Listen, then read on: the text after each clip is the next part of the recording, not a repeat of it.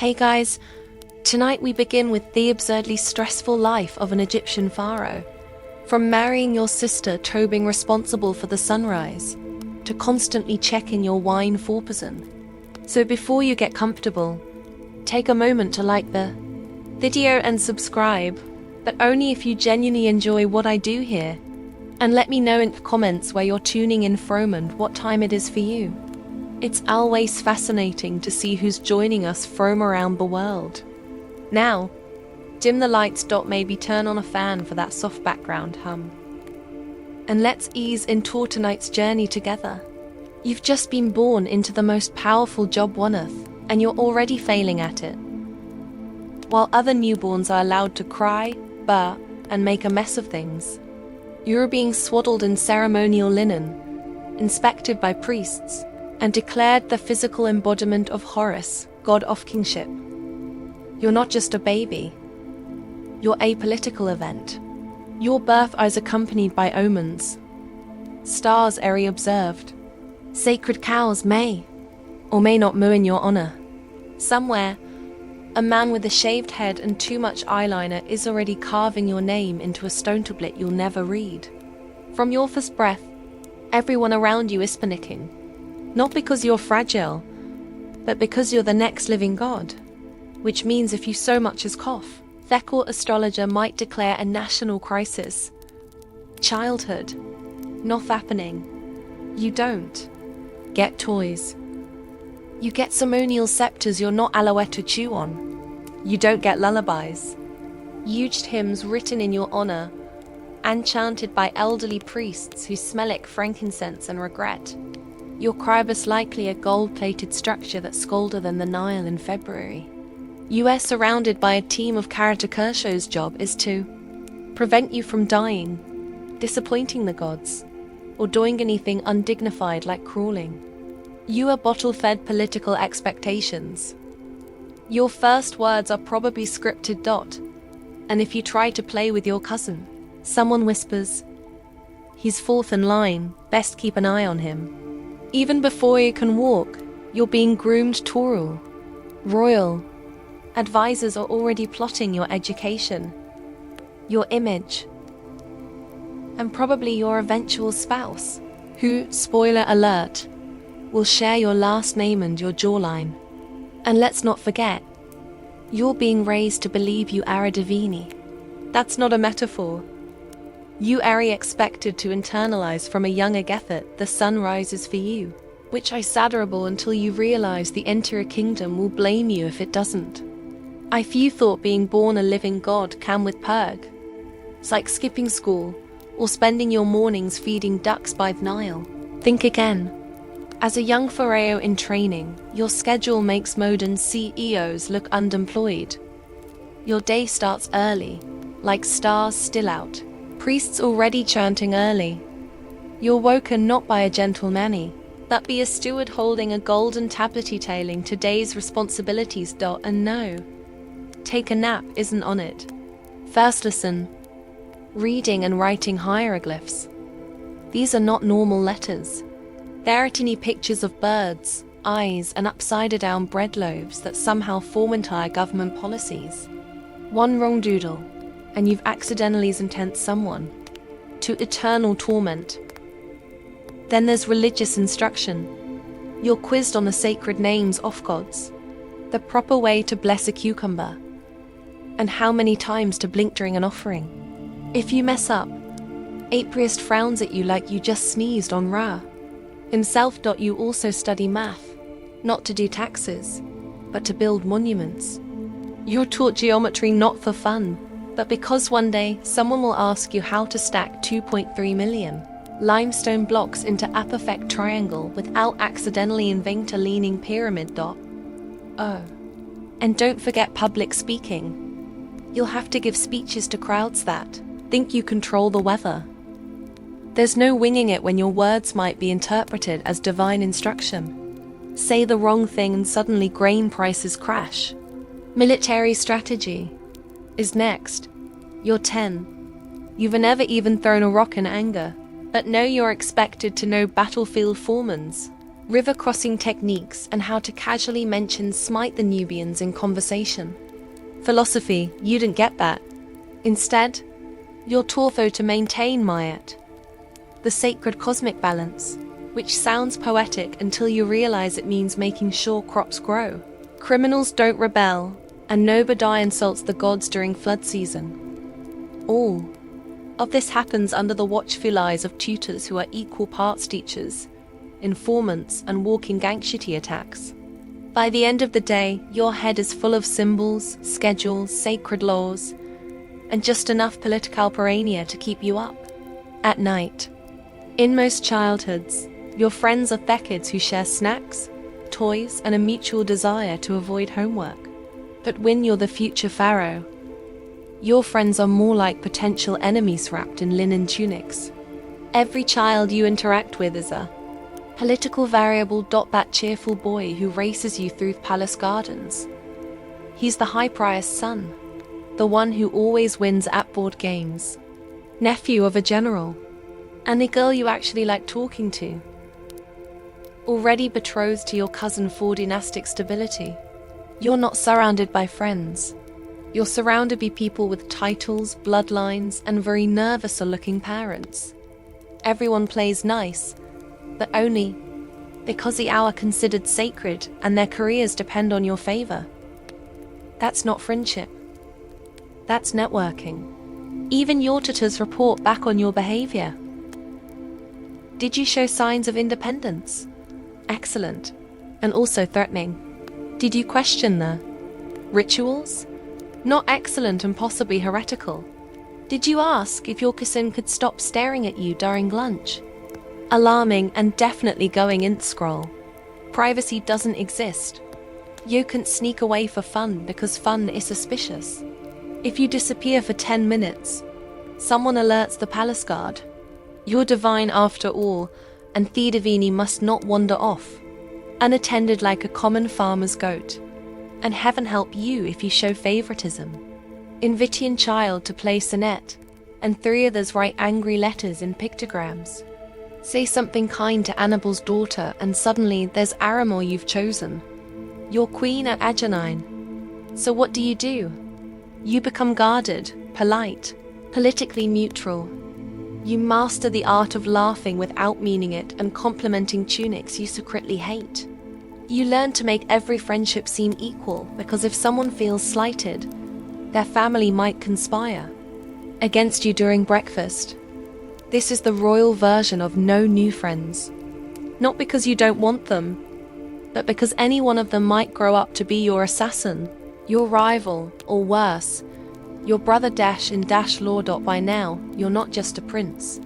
You are officially divine, not royalty divine. Actual God on earth divine.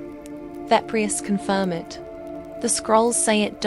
And the people bow like you personally invented sunlight, which sounds impressive until you realize nobody asked if you were ready for that kind of pressure. Every time you sneeze, someone declares it a message from the heavens. Every step you take is ritualized, and every mistake you make must be carefully explained in a way that doesn't imply gods are clumsy or forgetful. Bother's the kicker. While everyone can see you Horus on earth, you still stub your toe, still get pimples, and still get stomach aches from too many figs. Divine, maybe, but not immune to bad digestion. The contradiction is staggering. You're taught you're all-powerful, yet you can't leave the palace without 5 guards, 3 priests, and a chariot procession.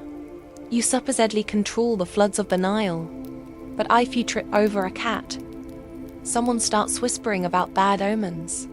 You're also expected to maintain Mayat, the divine balance of the cosmos.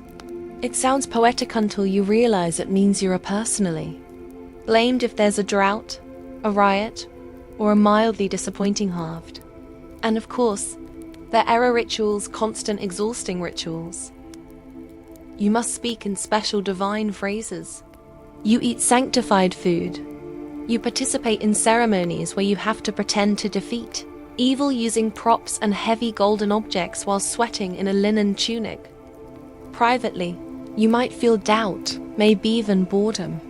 But you can't say that because saying, "I'm not sure, God," is the fastest way to cause a theological meltdown or get replaced by a cousin who is sure. So you smile, you bless statues, you wave from balconies, and you quietly wonder how many gods before you also secretly hated this job. Because here's the truth. Being a god wasn't liberating. It was a full-time performance with eternal consequences. You were expected to be perfect, mystical, and celestial. Even on days when all you really wanted was to eat a pomegranate in peace. And no one warns you that the higher they place you, Velenlia, it gets at the top of Mount Divine Expectation. So puberty has arrived. Your voice cracks. Your body's changing.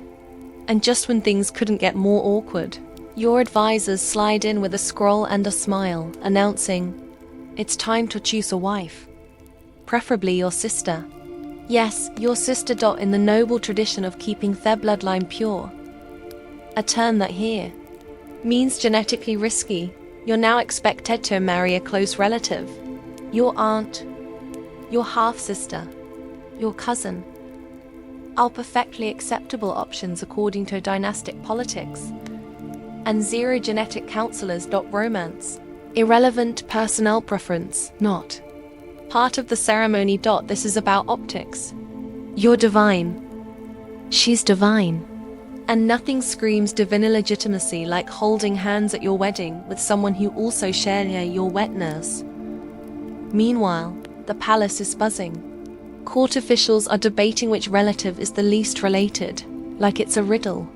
From the gods, the priests are thrilled. The bloodline stays heavenly. The servants are placing bets. You're just trying to pretend this is normal. But it gets better because it's not just about marriage. It's about years. Fast. You're barely past your first chin hair. And already there's pressure to produce a mini pharaoh. To keep the line going. No pressure, kid. Just all of Egypt counting on your awkward Tiana Jormans. And while all this is happening, you're expected to remain calm, composed, and ceremonial. Because you are not just a husband. You're a symbol of order, fertility, and divine cosmic power. Especially during rituals where you're paraded with your new bride, who, to remind you again, may also be your niece. In private, you might feel disgust, confusion, or just the overwhelming need to flee into the desert and scream into a sand dune. But expressing that would make you look unstable. So instead, you nod, you smile, you attend the banquet, you marry your sister, and you convince yourself that it's for the good of the realm.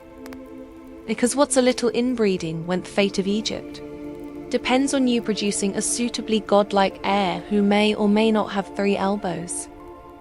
This is royal puberty, sponsored by genetics, politics, and denial.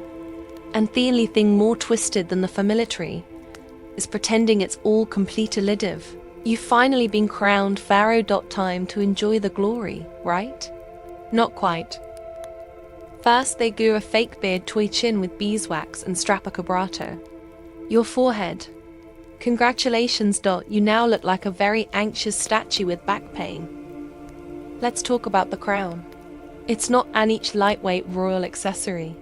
It's a solid, often dual-layered headpiece made of leather, linen, and sometimes actual metal. You're wearing symbolism, heavy, sweaty symbolism, and you have to stand for hours while wearing it in the sun while priests chant things in your ear about the universe, depending on your posture. The double crown is the real star here. It combines the red crown of Flower Egypt with the white crown of Upper Egypt, signifying that you rule everything, which is beautiful in theory and terrible for your neck. It feels like balancing 2 helmets and a houseplant on your skull. Then come the ceremonial outfits. Long white kilts, leopard skin sashes, golden breastplates, all made to impress the goods and overwhelm your joints. Linen clings in all the wrong places. Gold doesn't breathe, and you're not allowed to fidget even if a bug crawls up your shin. And sandals. Forget comfort. They're decorative. They're basically papyrus flip-flops that offer no arch support and remind you constantly that styling. Ancient Egypt came before circulation, but none of this is optional. You must look divine, not comfortable on a chariot. Divine sculpted into eternal godhood divine. Even if you're sweating buckets, chafing in gold, and desperately trying not to faint into the Nile, every outfit you wear, every color you choose, every feather sticking awkwardly from your headdress has cosmic implications. The wrong symbol could offend a god. The wrong color could signal political instability. The wrong hemline could accidentalize a famine. No pressure. You are no part of a centuries-old fashion statement made for the gods, not for flexibility or airflow. And the only more exhausting than ruling Egypt is doing it while wearing 30 pounds of spiritual pageantry and pretending none of it itches. Your throne may be made of gold, but it's not ergonomic. And the only thing heavier than the crown on your head is the expectation that you'll wear it like you enjoy it. Being Pharaoh came with unlimited power and unlimited lame. You were worshipped as a living shore. But the moment something went wrong, the entire kingdom looked straight at you like you personally unplugged the Nile. Too much rain. Clearly, Pharaoh is unbalanced. Not enough rain. The gods must be punishing Pharaoh. Crops failing. That's your foe, too. And if someone stubbed their toe on a temple step, well, that's probably because you angered Barstep by sneezing the wrong way during last week's ritual. You were the head of state, head of religion, and head of cosmic maintenance. If the sun didn't rise properly, people didn't assume bad weather. They assumed you forgot to pray hard enough. You had one job: keep the universe running smoothly. You also had an idea how to actually do that. And because of your divine status, you couldn't admit ignorance. I don't know why there's a plague of frogs. Wasn't a valid response. You had to either pretend you had a plan or make up a ritual on the spot and act like you meant to do it all along. Even your dreams were public property. If you had a bad dream, your court astrologers will gather, scribble furiously, and probably declare that a new temple needed to be built immediately to protect Egypt from your subconscious. Got a headache? That's a national omen. Woke up late. An official scribe noticed it down as a possible sign of apocalyptic imbalance. One sneeze too many and a goat gets sacrificed just to be safe. And if things really went downhill, famine, uprising, plague, sandstorm, crocodile incident, that people didn't say, "Wow, nature is wild." They said, "Pharaoh must be weak or worse. Maybe the gods want a new Pharaoh." So you walk around draped in gold, surrounded by incense and flanked by bodyguards, all while quietly wondering if your citizens are building a new statue or digging a new tomb. Pharaoh of Pharaoh wasn't just ruling Feland. It was absorbing the blame for every mosquito bite, muddy riverbank, or undercooked sacrificial goose. Because when you're divine, there's no such thing as a simple mistake. It was never just your job to lead. It was your job to be perfect and take the fall when the universe hiccuped. Being Pharaoh meant chilly mornings. Your wake-up call wasn't gentle. It involved ritual chants, burning incense, and a group of heavily perfumed priests quietly judging your posture. A normal person might start their day with coffee. You start by being ritually purified with water from a sacred pool that's probably colder than the afterlife. Then it's straight into wardrobe. Not for fun, but because your linen had toe blessed, prefolded, and likely ironed with moonlight or something equally dramatic. You're barely awake, but you're already wearing 30 layers and a chest plate shaped like a falcon. Next, the ritual cycle begins. You enter the temple. A priest unrolls a scroll length of a crocodile. You're expected to perform sacred gestures in perfect sequence. Hand here, nod there, smirk at the statue. Chant the name of a god you haven't studied since childhood. Forget making a mistake. One wrong syllable, and suddenly you're being blamed for the Nile drying up, the cattle dying, or the moon not looking divine enough.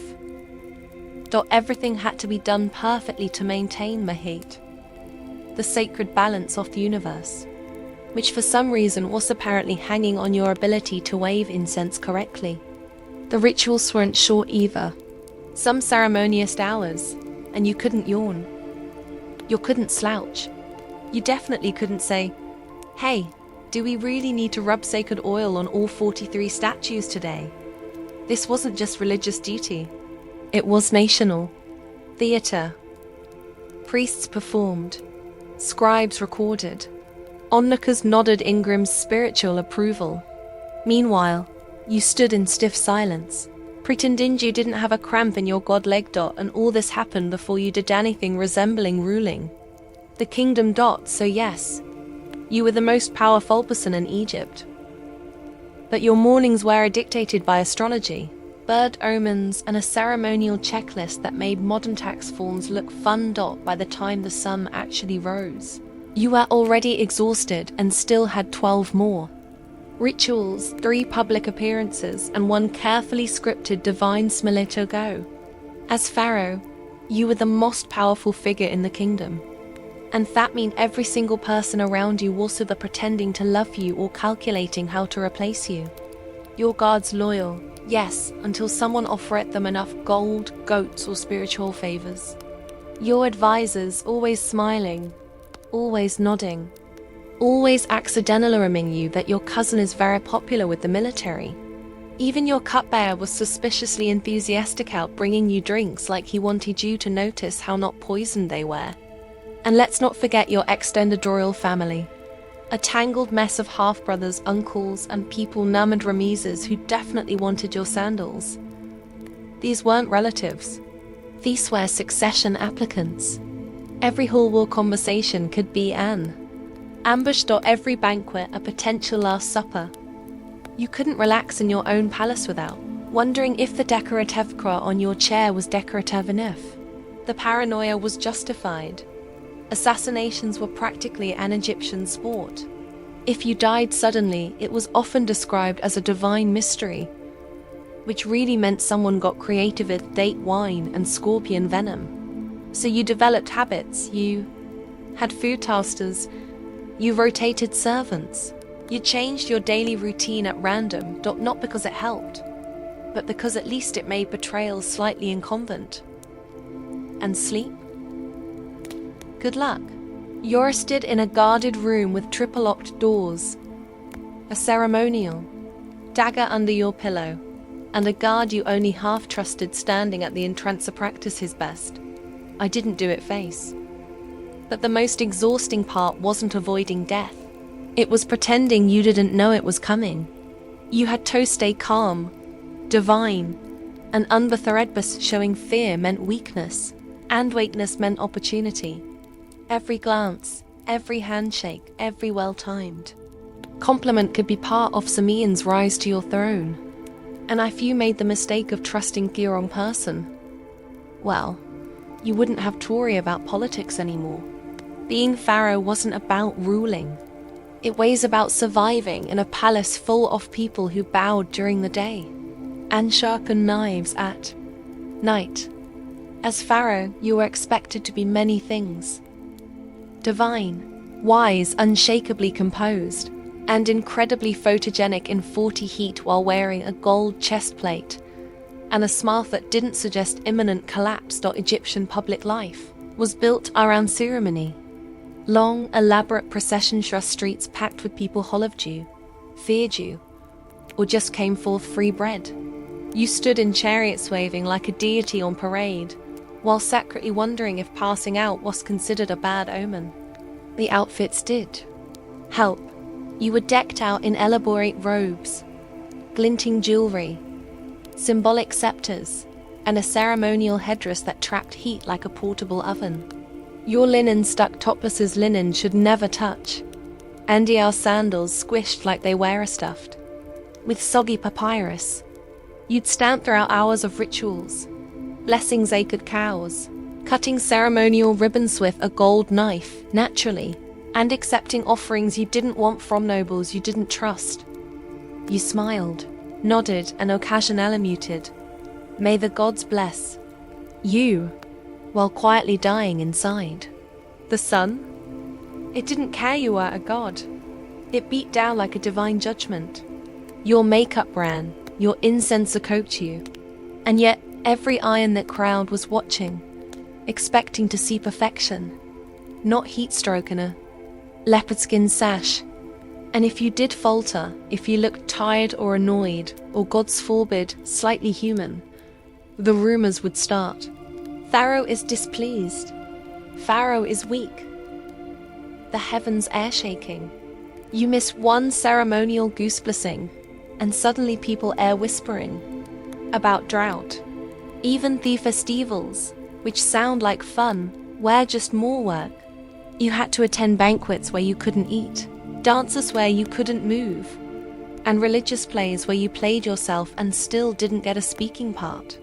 It wasn't celebration. It was theater, and you were the main actor every single time. At the end of the day, you limped back to the palace, drenched in sweat and divinity, wondering how many more statues you had to bless before the gods finally granted you a nap. Being Pharaoh in public meant constantly pretending you were having a spiritually profound time, while slowly roasting like a ceremonial duck on display. On the surface, you were Pharaoh, horse and earth, lord of the two lands, divine ruler of all things. Nile adjacent dot, but behind that glittering facade stood an even more powerful force, the priests. You see, the temples weren't just for praying. They were banks, farms, schools, libraries, tax offices, and in all likelihood, the ancient Egyptian equivalent of data centers. The priesthood controlled grain, land, gold, public opinion, and metaphysical guilt, which meant that while you wore the crown, they held the ledgers. Every temple was a kingdom within your kingdom, and its high priest was its CEO. These weren't harmless old men humming hymns.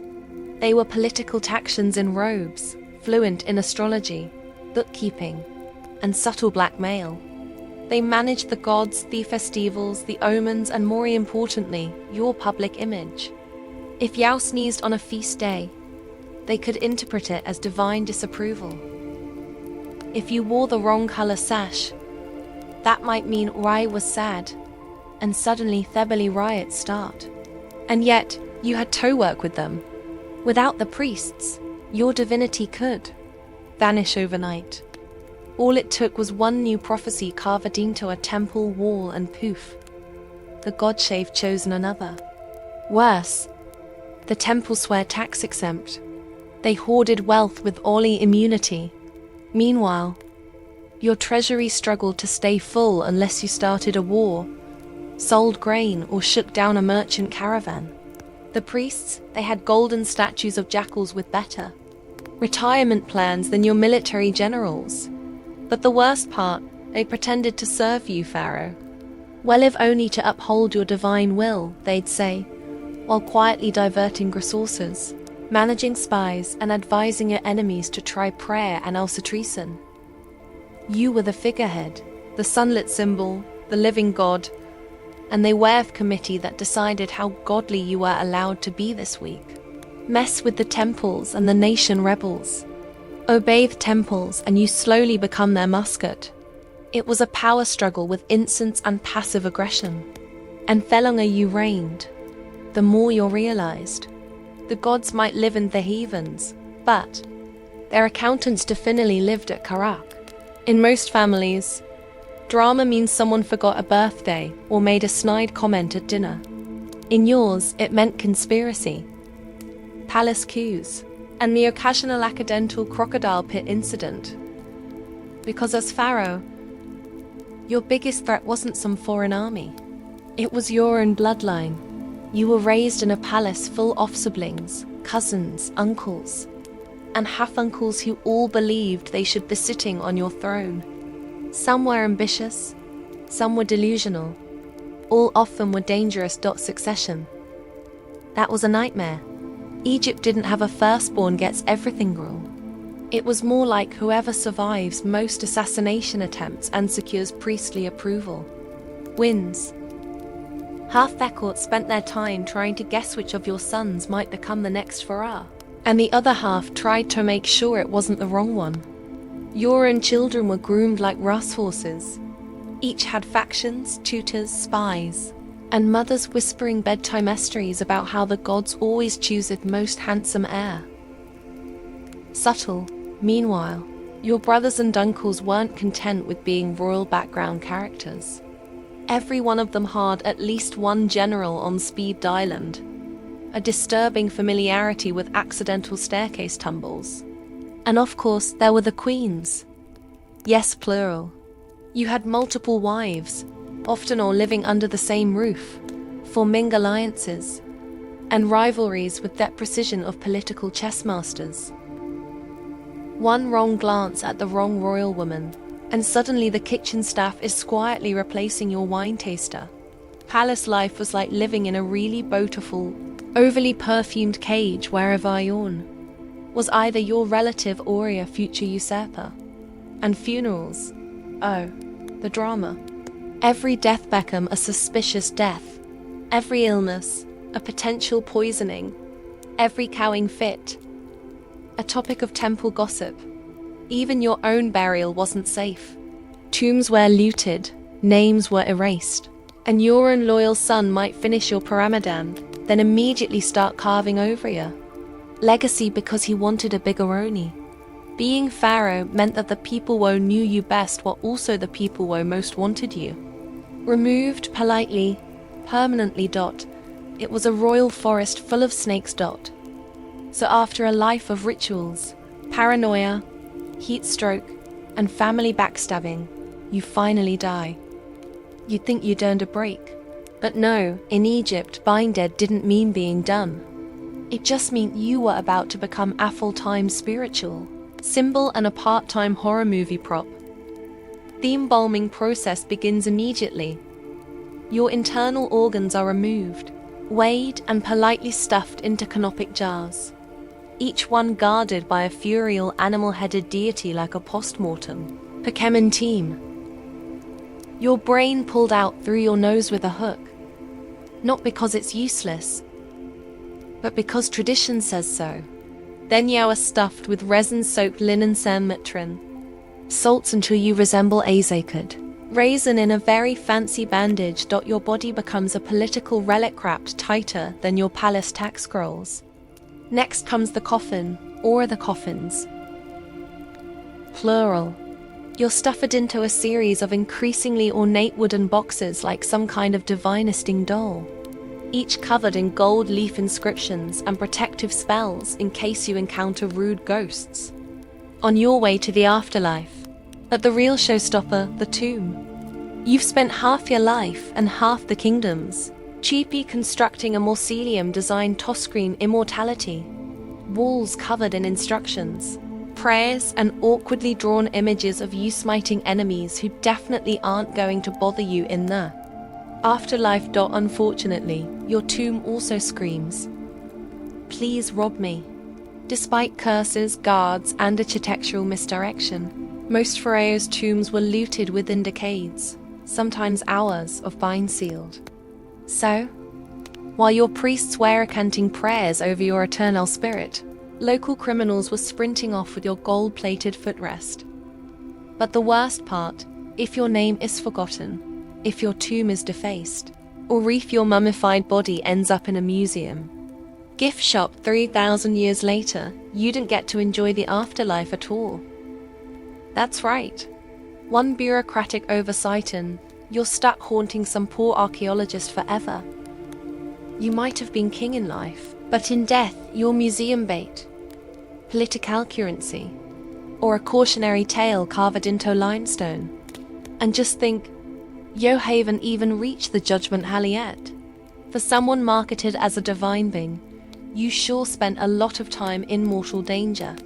Being pharaoh wasn't just about building temples and posing for statues. No, it also meant leading armies. Personally, as in grab your war chariot, strap on a bronze sword, and gosmite some foreigners before breakfast. Your generals made the plans. The scribes wrote the propaganda, but you had to show up and pretend you weren't terrified.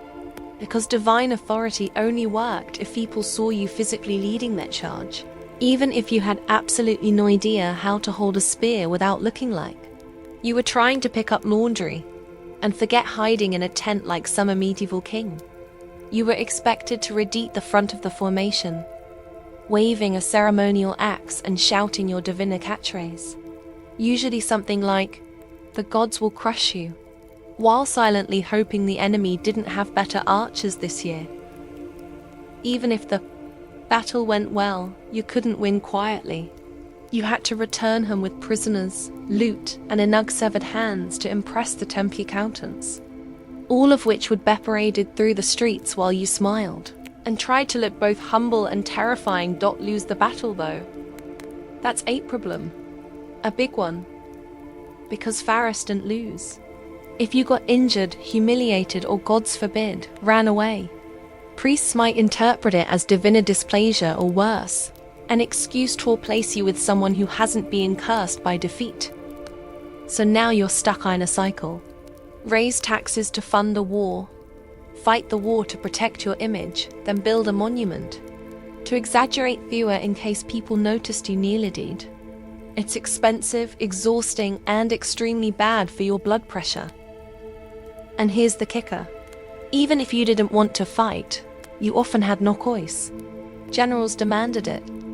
Advisors insisted. The gods sent a dream. Or maybe the priests just ran out of things to do and decided it was smiting season again. You weren't just Pharaoh. You were the marketing department for national military ambition. And if you didn't win, you'd better hope they bury you fast, because history isn't kind to divine war. Heroes who come home without refuse. After all the rituals, warfare, backstabbing siblings, and an enwrapped paranoia, you'd think history would at least give you a standing ovation. But no. The final insult of being Pharaoh was this. Your legacy was entirely out of your hands. You could commission the grandest temple, carve your name on every obelisk, and bury yourself beneath a mountain of gold. But all it took was some jealous successor with a chisel, and poof, you never existed. Name erased, statues defaced, achievements reassigned to your great-nephew, who ruled for 6 minutes and declared himself son of Thesan and also super cool. Erasing names wasn't just pettiness, it was spiritual murder. In ancient Egypt, if no one spoke your name, your soul couldn't reach the afterlife, which means you weren't just forgotten. You were trapped in cosmic limbo because your great-grandson wanted your pyramid budget. And even if they didn't erase you, they might just rewrite you. Suddenly, your disastrous battle becomes a glorious victory. Your mild-mannered personality to unquestionably heroic. That embarrassing crocodile incidentally entirely. Future generations treated your legacy like a group project they didn't read the notes for. You were remembered not as who you were, but as what made the next guy look better. And for some pharaohs, the real humiliation came thousands of years later, when their carefully guarded tombs were discovered by archaeologists who immediately cracked them open, put their mummies under fluorescent lighting, and shipped their fingernails to museums. That gold sarcophagus you spent your life preparing, it's now a display case for elemental field trips. Your royal toenail clippings are tagged, catalogued, and possibly available in the gift shop ASCII canes. You ruled empires. You were a god. And now you're a skeleton in acclimate-controlled box, while tourists mispronounce your name and wonder if your curses are still active. So yes, you were the living embodiment of divinity, the chosen of A, the Lord of Thatwo lands. And your greatest reward being slightly misrepresented by a travel blogger 3,000 years later. Harold Sigurdsson entered the world in the year 1015, screaming, we assume, into a kingdom already on fire. Norway was a battleground. His half-brother Olaf Haraldsson was fighting tooth and axe to unify the country under one crown. It wasn't going well. The nobles hated Olaf, the Danes wanted his head, and field pagan traditions were cracking under the weight of Christian kinship. So, baby Harold was born not into a cradle of comfort, but into a world of sword points, shifting, alliances, and blood feuds. His family wasn't ordinary either. His father, Sigurd Syr, was Amana king, more farmer than warrior, but wealthy and respected. His mother Austa Gudbrand Data was the Politikalfrista of the family, ambitious, shrewd, and fiercely Christian. And most importantly, she was the mother of Olaf Haraldsson, soon to be Saint Olaf. That made Harold a prince by blood and destiny, and a younger brother who would grow up watching a warrior king try to claw a country into unity. From the beginning, Harold wasn't treated like all who might one day do something important. He was trained like a future chess piece in a game that was already bloody.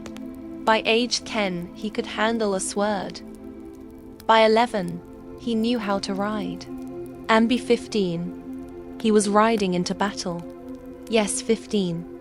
That was the year Olaf lost his throne to Danish invaders and returned from exile in 1030 to reclaim it. He gathered a ragged army of loyalists and marched to his doom at the Battle of Stiklad. And guess who rode with him?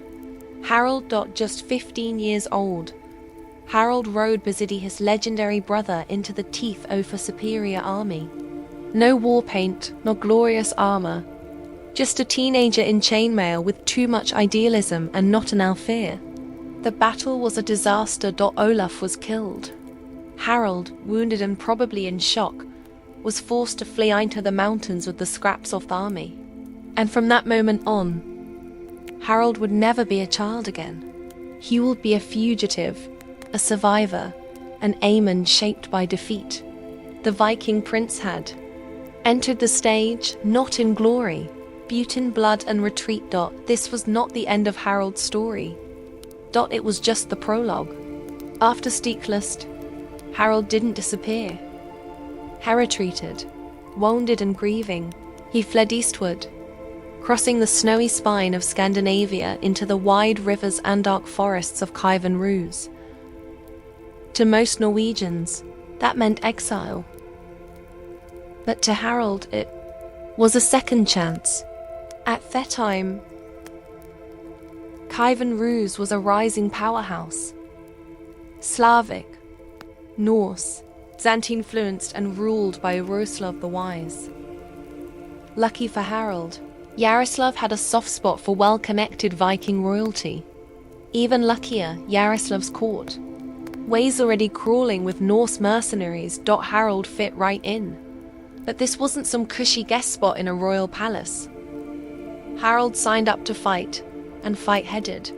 Against raiders, steppe nomads, rebellious princes. Harold earned his scars and his silver. He impressed Yaroslav so much that he was given command of troops barely a year after arriving. He also may have fallen in love with one of Yaroslav's daughters. But we'll get back to that. The young Viking's reputation grew. He was tall, fierce, and clever with tactics. While most warriors charged headlong into battle, Harold flanked, feinted, and waited for his moment to strike. If you were under his command, you learned discipline. If you faced him, you learned regret. By now, Harold had matured into something far more dangerous than a desperate teenage prince. He was an operator, a warlord, in exile, with no throne, no homeland, and no master. But Russes wasn't where Harold planned to end his days. It was a forge shaping iron. He wanted more. And so in the late 1030s, Harold turned his gaze southward to Constantinople. It was the richest city on earth, guarded by walls taller than Moss Mountains back home and filled with gold, politics, and endless war. The Byzantine emperor needed soldiers. Harold needed a kingdom. A deal was waiting. So he left Yaroslav's court and traveled to the city the Norse called Miklagard. the great city. He wasn't going as a pilgrim. He was going to join the most elite mercenary unit of the medieval world, the Varangian Guard. This wasn't just a career move. It was an invasion of the Byzantine Empire from the inside. And Harold was about to become one of the most feared swords in their arsenal. When Harold reached Constantinople in the early 1040s, he entered a world that made even the wealthiest Vikings look like peasants. The great city gleamed with domes, mosaics, silk, and secrets. This was the beating heart of the Byzantine Empire, and Harold wanted a piece of it. He joined the Varangian Guard, an elite unit made up mostly of Norse and Anglo-Saxon mercenaries. Their job: guard the emperor, fight his wars, and keep a very sharp axe handy in case things got political. Harold wasn't just another brute with a beard. He rose fast. His height, his cunning, and the sheer ferocity of his fighting style turned heads. He didn't just survive in Byzantium, he thrived. Over the next few years, Harold Hardrada became a living storm. He fought in Sicily against Arab rebels. He battled pirates in the Iron. He marched through Anatolia, crossed into the Holy Land, and even reached as far as Jerusalem, where legend says he bathed in the River Jordan and made a vow to summon Ariel, a kingdom of his own. But Harold was just swinging a sword. He was watching, learning, plotting. Byzantine politics were a viper pit. Courtiers, generals, and eunuchs all stabbing each other in the back with a smile. And while Harold couldn't outshine the palace elite, he could outlist them. He was there during multiple emperor swaps, civil unrest, and shady palace coups. And through it all, he kept rising. He also got very, very rich. Spoils of war, bribes, gifts. Some say he even stashed treasure in Constantinople to collect later. He wore silk, not fur, gold, not bronze. This wasn't the Viking boy who fled Stiklestad.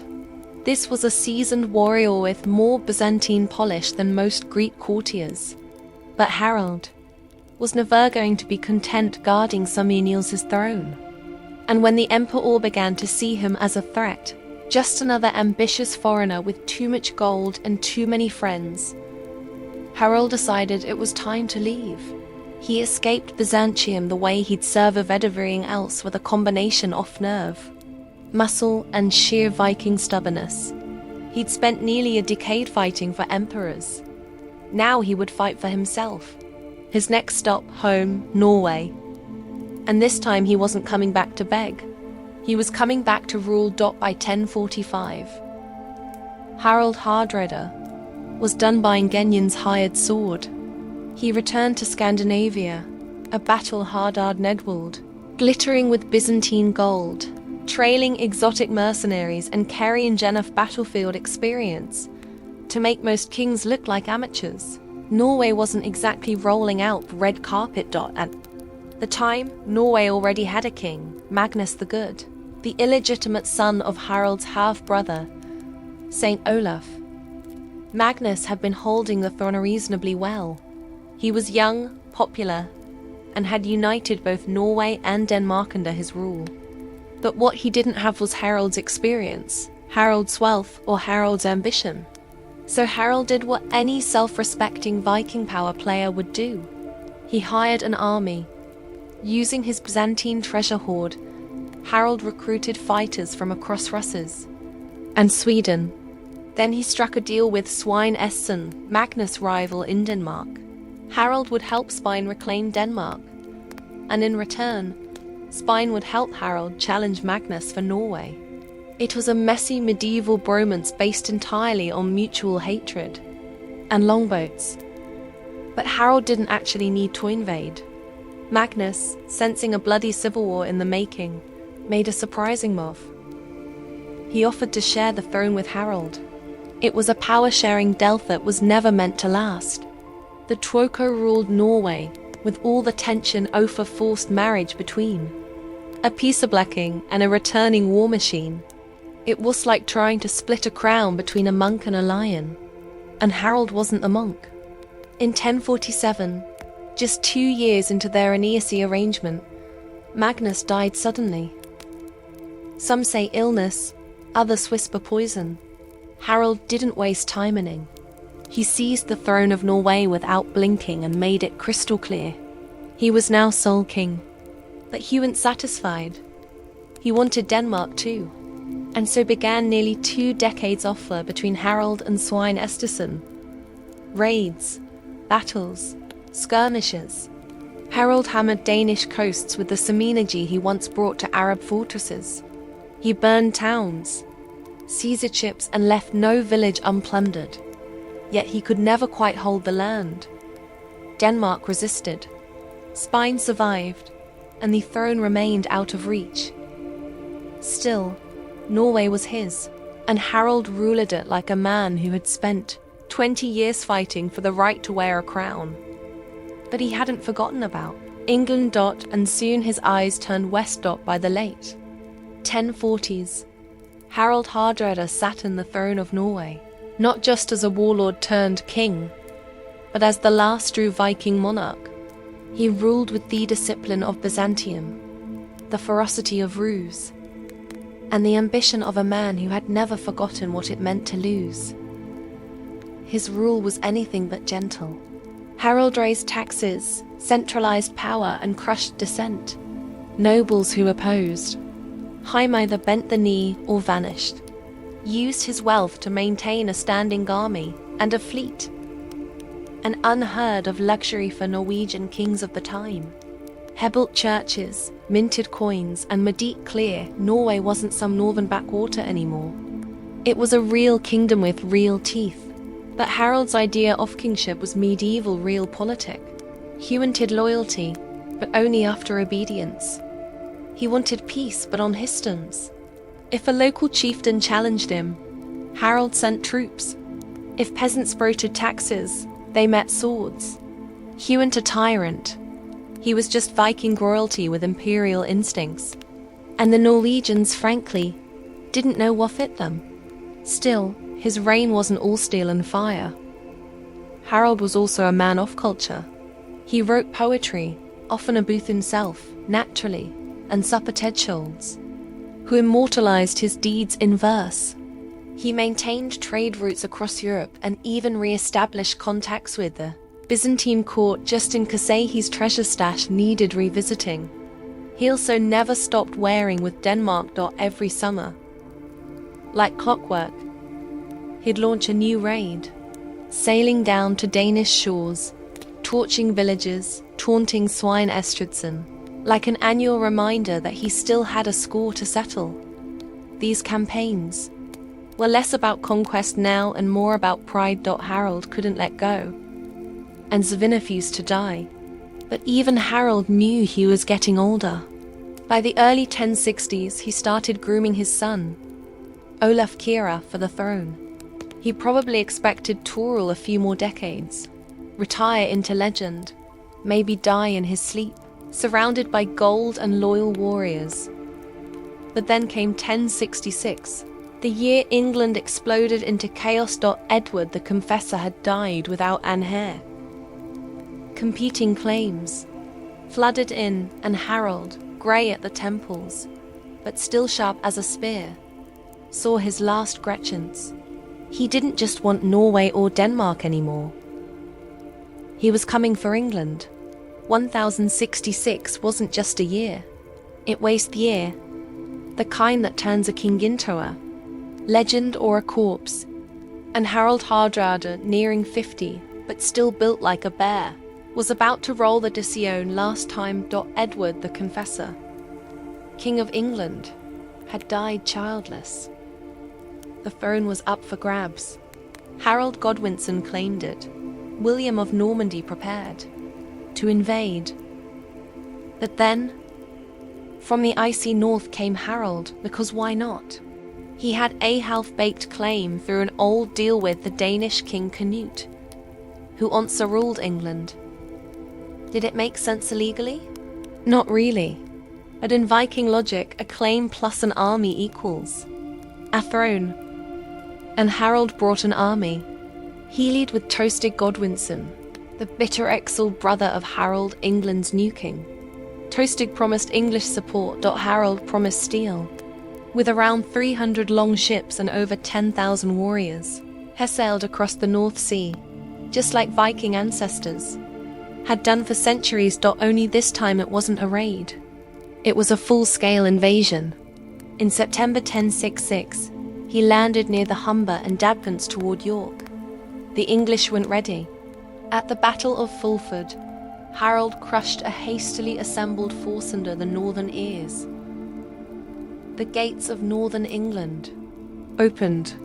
York surrendered. The old Viking magic was back. Harold was confident. This wasn't Sanchim's twisted politics or Denmark's single-quotes SS talemates. This was raw conquest.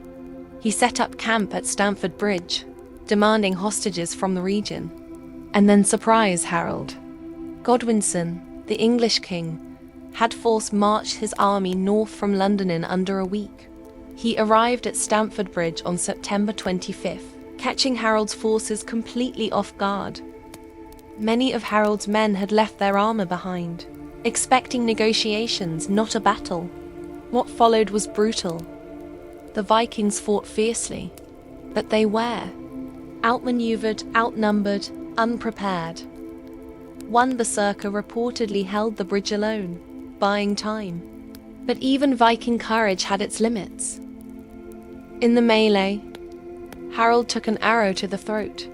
The Viking thunderhead fell in battle, swinging his sword. Until the very end. It was the last great Viking invasion of England. And with Harold's death, the Viking age itself died with him. September 25th, 1066.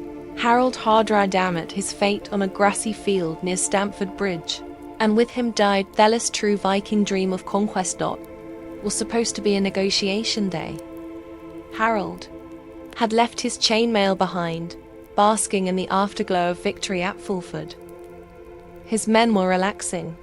The weather was mild. England looked ripe for the taking. Then came the dust cloud. Harold Godwinson had pulled off one of the fastest troop movements in medieval history. He and his army had marched nearly 200 meters in under 4 days. And they didn't arrive quietly. The English caught. The Norwegians totally unprepared, scattered, and mostly unarmed. What followed was not a battle. It was a slaughter. Still, the Vikings didn't roll over. They fought with the desperation of men who knew the North Sea was too far behind them. A single warrior blocked the narrow bridge with a massive axe, delaying the English advance and turning himself into instant legend. He allegedly killed over 40 men before being stabbed from beneath their bridge by a spear. That's how desperate things were. Kings were relying on bridge trolls to buy them time. Harold, once he realized what was happening, scrambled to form a shield wall, but it was chaos. Men arriving in pairs without armor, rushing into formation as arrows rained down. Then the English cavalry slammed into their flanks. The shield wall held for a while. Harold himself felt like the berserker he was once trained to be. According to legend, he swung a massive two-handed sword with both hands towering above his men. Like a war god, he killed, bled, and roared. Then came the arrow, straight through the windpipe.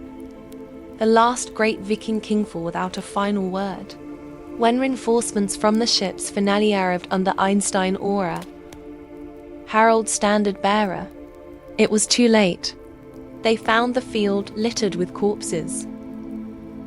Einstein himself died in what became known as Storm, a doomed counterattack that ended in more Norse blood soaking English soil.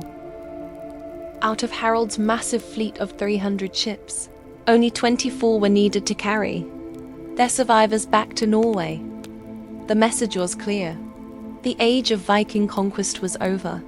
The dragon ships would sail home, but their fire was gone. Harold Hardred's death at Stamford Bridge didn't just end a campaign. It closed a chapter in world history. The Viking Age, that glorious, brutal, gold-hungry century of raids, sagas, and long ships, had officially breathed its last. And fittingly, it died with a Viking king falling in battle far from home, sword in hand, lungs filling with blood. But the impact rippled far beyond the battlefield. In the days after the battle, Harold Godwinson barely had time to breathe. As the Norwegians limped back to their ships, Harold received word that another invasion had landed in the south. William of Normandy. Had Harold not attacked when he did, Harold Godwinson might have had more time to prepare. Instead, barely 3 weeks after crushing one invader, he had to face another. At Hastings on October 14th, Harold fell to the Normans and England passed into new hands. So, in a strange twist of fate, Harold Hardard, who failed to take the English crown, may have paved the way for William to do just that. The chaos Harold brought north weakened the kingdom, just enough to crack open the door. Meanwhile, back in Norway, the news hit like a cold wave. The once invincible Harold, horror for us, scourge of Byzantium, ruler of a proud kingdom, was gone. His son, Olaf Kira, took the throne. But Olaf wasn't this father.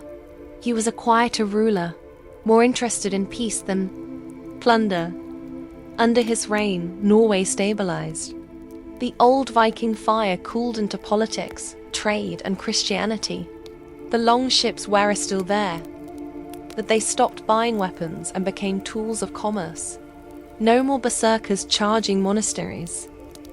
No more gods demanding blood on the beaches. More kings with their ice-fixed west, dreaming of silver and conquest. The sagas would still be sung, but the men who inspired them were now ghosts. Harold's life was the Viking world's last great epic, from snowy Norway to the golden domes of Constantinople. From steppe skirmishes to English meadows, he embodied everything the Viking Age stood for. Bravery, ambition, ruthlessness, and above all, motion. But after Stamford Bridge, that motion stopped, and the Norse world turned its gazingward. The Viking Age had ended. The medieval world had begun. Harold Hardrada's death may have marked the end of the Viking Age, but his legacy was too large to be buried with him. Even centuries later, his story echoes throughout sagas, ballads, and history books like a battle horn across a fjord. He wasn't just a king. He was a symbol of a dying age, of Viking ambition at its wildest, and of what happens when Aemon refuses to fade quietly into history. Historians argue over how to define Harold. Was he a conqueror? A poet? A cold-blooded killer? The truth, as always, lies somewhere in the middle. He wrote verse, but also ordered raids that reduced villages to ash. He built churches in Norway, but also left fields soaked with blood from Sicily to Stamford Bridge. He was both brute and bard, builder and destroyer. But what no one questions is his greatness. No other Viking travelled as far, fought in as many wars, or accumulated as much wealth and renown as Harold. He served emperors, defied kings, and bent whole armies to his will. While most Norse leaders faded into legend with a few sagas and a cairn, Harold carved his memento 3 empires. His poetry survives. His name echoes in the Heimringla and the Anglo-Saxon Chronicle, and his exploits still challenge modern filmmakers, writers, and scholars to figure out how one man could pack 3 lifetimes into 50 years. Even the name Hardrada, meaning hard ruler, speaks volumes. It wasn't an insult. It was a warning. Harold didn't bend. He ruled as fought, with fire in his blood and a blade in his hand. After his death, Norway changed. Olaf Kira, his son, ushered in peace and prosperity. Trade blossomed. The sword was sheathed, and the Viking era turned into memory. But Harold remained larger than life.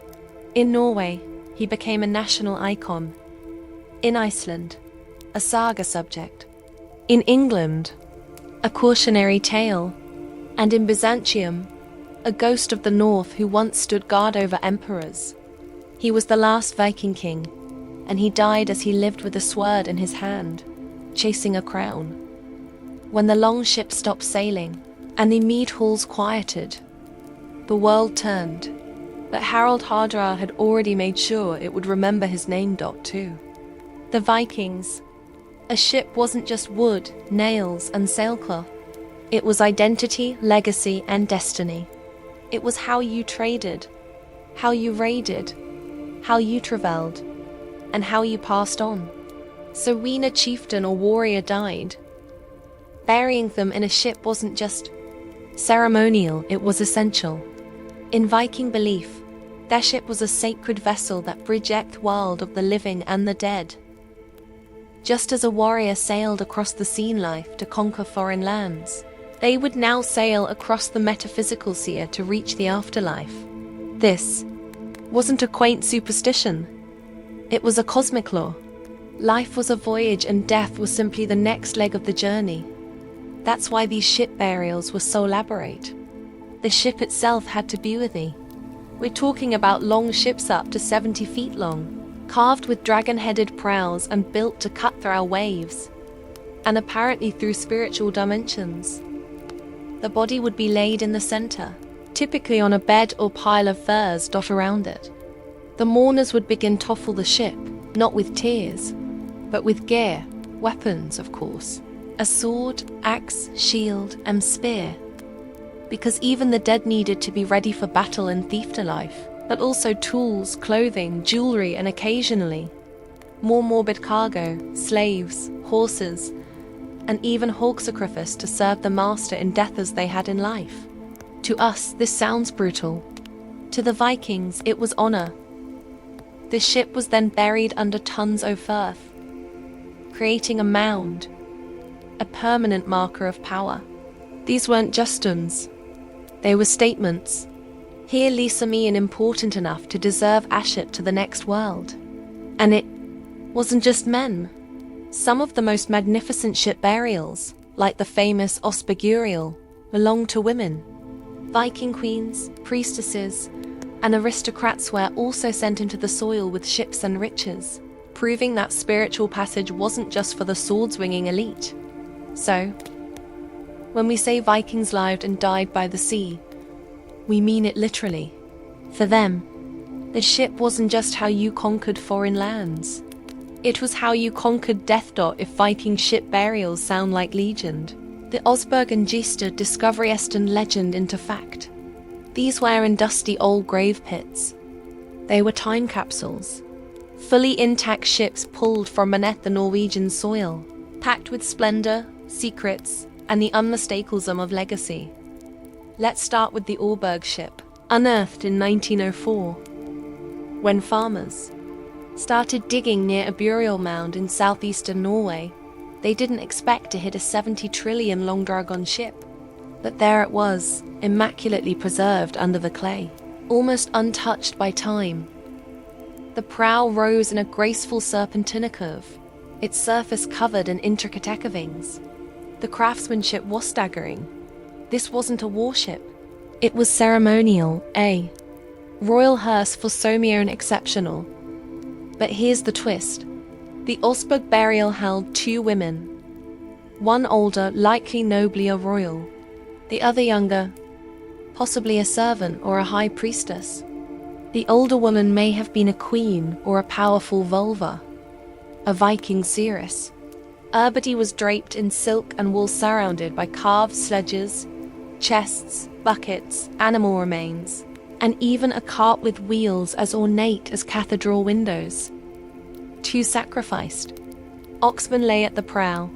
This wasn't a quiet funeral. It was a cosmic launch party. Then there's Dexter's ship discovered in 1880 and far more battle-ready. Sleek, fast, and armed for war. Inside was the skeleton of a man in his 40s, likely a chieftain or warrior king. His identity remains a mystery, but he was buried with grandeur.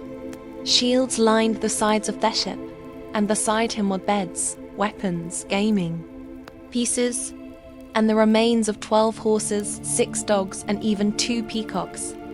Yes, peacocks. These ship graves reveal more than wealth. They reveal beliefs. The Osbert burial spoke of ritual and male power.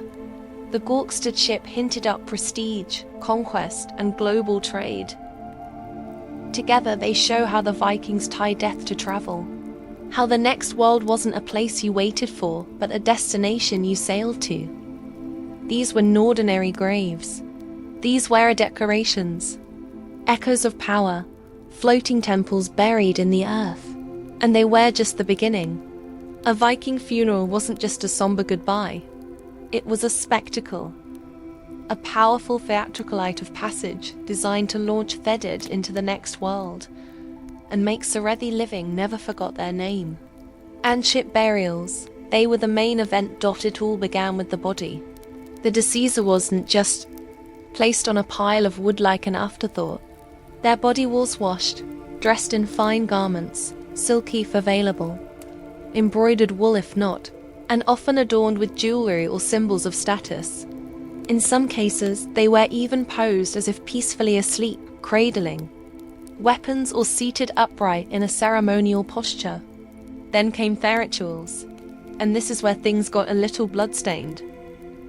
Accounts like the one by Arab traveller Ibn Flan give chilling insight into Viking funeral rites, especially among the Rus, a Norse group in Eastern Europe. In one account, when a chieftain died, a slave girl volunteered or was selected to join him in death.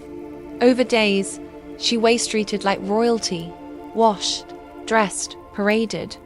Then at the funeral, she was sacrificed, strangled, and stabbed in a grisly ceremony involving chants, drums, and alcohol-fueled ecstasy.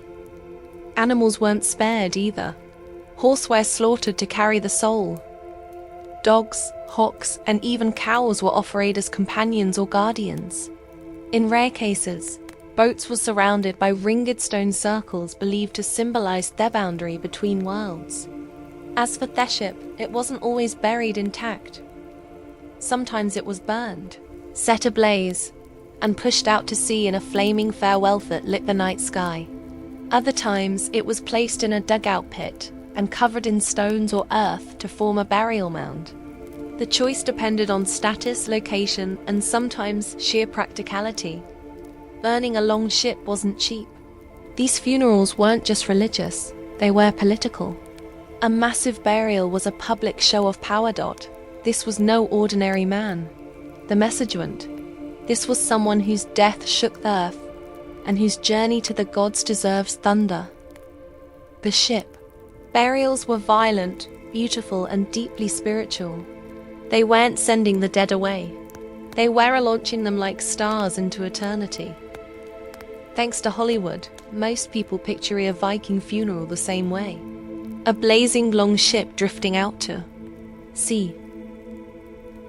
Flames licking the sky while stoic warriors watch from the shore. It's cinematic. It's dramatic. It's also mostly fiction. So, what's the truth? The reality is that ship burials, not burnings, were far more common in the archaeological age.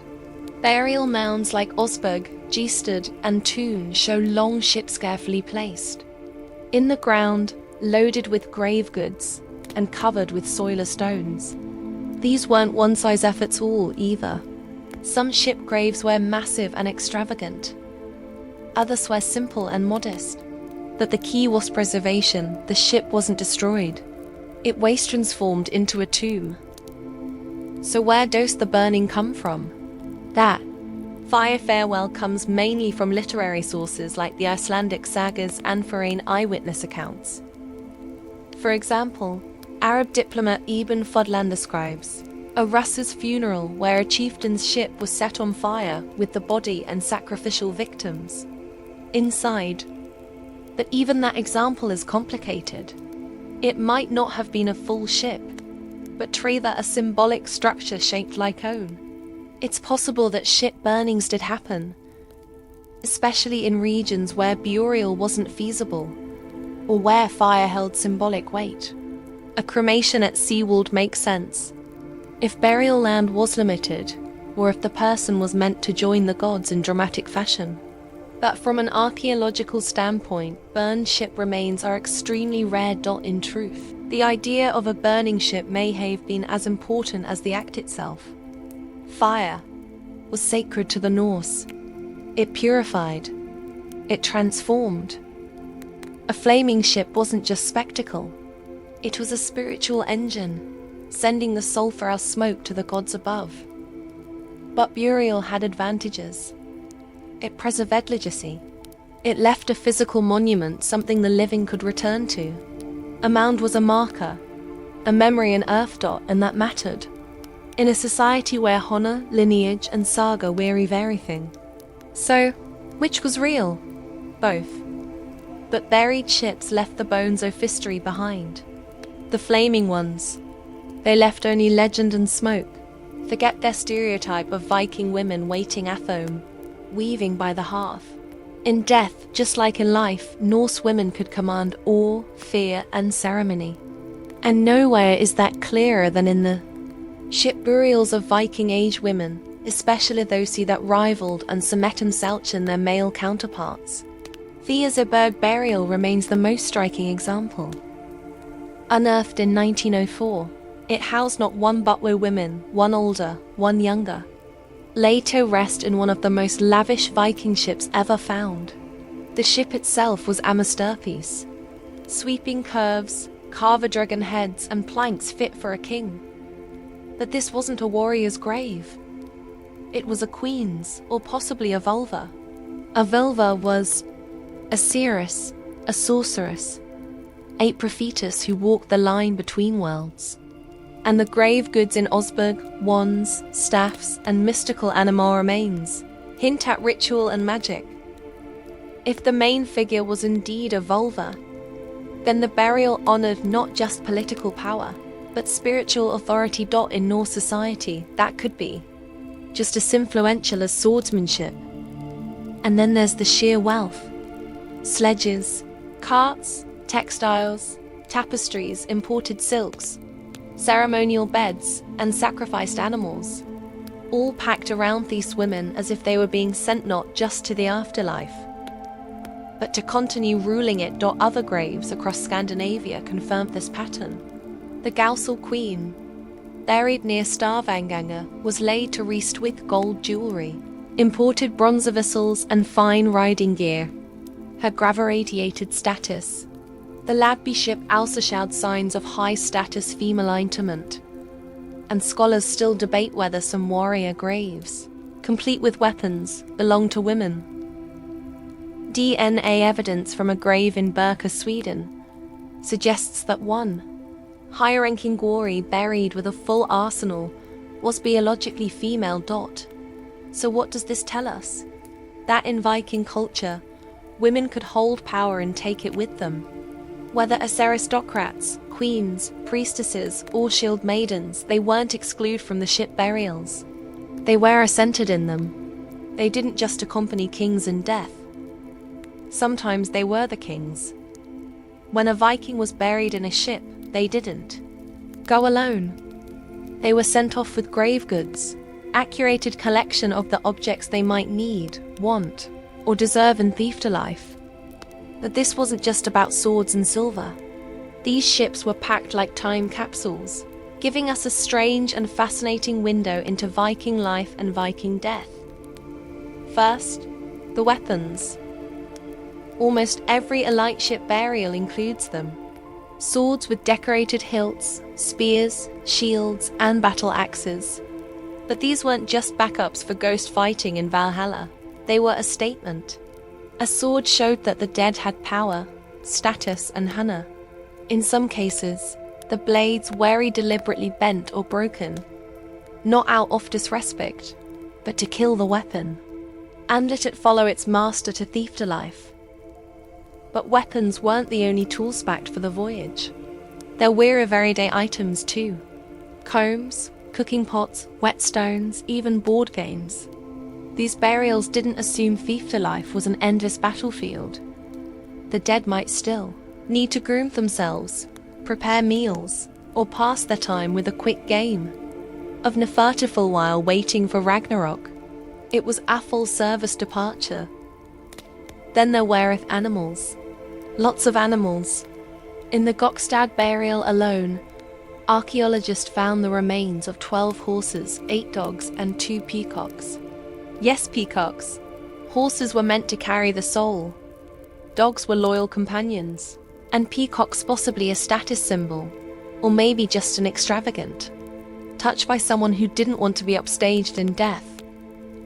The most unsettling grave goods were people. Slaves, servants, or companions were sometimes sacrificed and placed in ship to accompany the dead. Whether they went willingly or not is up for debate, but their presence speaks volumes about Viking beliefs in duty bay and death.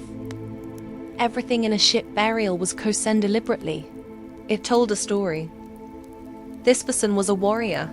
This person loved fine clothing. This one had wealth. The tone had power. Grave goods weren't junk. They were a final biography written in gold, iron, and bone. And once packed, sealed, and buried, the ship became a floating home beneath the earth. While every image of a Viking ship burial often conjures up the fjords of Norway, these elaboratory practices weren't confined to a single region. From icy Scandinavia to the river valleys of Eastern Europe, Viking ship burials took in unique forms, each tailored to local traditions, terrain, and power structures. Let's begin with Norway, the homeland of the most famous ship burials like Osberg and Gisted. These were grand mound-covered ships buried with kings, queens, and nobles. Norway's rugged landscape offered excellent preservation conditions, allowing wooden ships and grave goods to serve for centuries. The focus here was on monumentality, large burial mounds and ships carved with mythic imagery. It was less about honoring the dead, and more about displaying their status to the living. In Sweden, ship burials took on a slightly different flavor. At sites like Vendel and Valdre, ships weren't always buried whole. Sometimes just the shape of the ship was outlined with stones, like a skeletal frame on the landscape. These stone ship settings were often used in cremation, burials with the ashes placed in urns or scattered within the stone enclosure. The Swedes embraced a hybrid of fire and stone. Powerful symbolism without the need for massive earthworks. Then there's the Rus, the Norse-descended warriors and traders who settled along the river routes of modern-day Russia, Ukraine, and Belarus. The most detailed account of their customs comes from Ibn Fadlan. Wow witnessed a dramatic ship-burning ceremony along the Vula River. While archaeological evidence of full ship burials in the East is rarer, boat-shaped cremation mounds and grave goods echo the same core values. A journey, a transition, and a spectacle. In Denmark, evidence for ship burials is more fragmentary. The marshy soils aren't kind to wood preservation, and fewer ship graves have survived. But stone ship settings and elite graves with seafaring symbolism suggest that the practice, though perhaps less monumental, was still present. Even in Scotland, Ireland, and parts of the Baltic, boat-shaped graves appear, sometimes as literal ships, other times just as stone outlines. Wherever Vikings traveled, they brought their belief in the ship as the ultimate vehicle across water, across time, across death. The ship burial was adaptable. It evolved, but the message remained the same. You don't walk into the afterlife. You sail there. For the Vikings, death was not the end. It was a departure. And that's what makes ship burials so powerful. They weren't just about honoring the dead with a flashy funeral. They were built on a deep mythic belief that the afterlife was a voyage, and the soul needed a vessel. In Norse cosmology, the world was shaped by water. From the great ocean encircling Midgard to the rivers that separated realms, everything flowed, came from the sea, and so naturally did death. It's no coincidence that ships appear in Viking mythology not only as tools of war and trade, but as spiritual bridges. Consider Naglfar, the ship made of the fingernails of their dead, which sails during Ragnarok to unleash chaos upon the gods. Or Skidladia, the magical ship of the god Freya, which could fold up and fit in a pocket, yet always had a favorable wind. These mythic ships weren't just stories. They shaped reality practices. Every buried longship echoed the legends, turning myth into ritual. To be buried in a ship meant you were going somewhere. Valhalla, perhaps a glorious shore for warriors who died bravely. Orfok-Vanganga, the field ruled by the goddess Freya, where half of the slain went. Or for those who didn't earn her, the gloomy realm of hell, ruled by a half-rotting goddess of the same name. Wherever your soul went, it didn't walk, it sailed. And the sea journey didn't just apply to elite warriors. Even humble cremation burials often include boat shapes formed by stones or wood, marking the dead's passage across unseen waters. The ship was a metaphor made real, carving through both waves. And worlds. Viking funeral ships were cosmic tools. By placing the dead in a vessel surrounded by weapons, animals and treasure, they weren't just provisioning the tomb. They were arming a traveler, someone about to cross the divide between Midgard and the great beyond. And to the living, the ship wasn't a final goodbye. It was a launch. A reminder that the journey didn't end in the grave. It only changed course. 1,000 years have passed since the last Viking ship burial slid into the earth, but their stories are still unfolding. These vessels of death, once buried in silence, now speak louder than ever through museums, excavations, and the imagination of millions. Today, the Osberg, Gestad, and Tune ships rest in glass-walled halls in Norway, preserved not as morbid relics but as cultural treasures. Tourists stare up at the curved prows, marveling at the craftsmanship, the symbolism, the audacity of people who turned a boat into a coffin and a grave into agate way. These ships were never meant to sail again. And yet they have, not across oceans, but through time. And it's not just archaeologists who are listening. Writers, filmmakers, and game designers continue to be inspired by Viking funerals. From epic scenes in movies like The 13th Warrior, or How to Train Your Dragon, to blazing send-offs in TV shows like Vikings, the ship burial has become one of the most iconic images of Norse culture. Is it historically accurate every time? Not really, but the spirit remains. Death as a voyage, the ship as a symbol. Even modern Scandinavians feel the echo.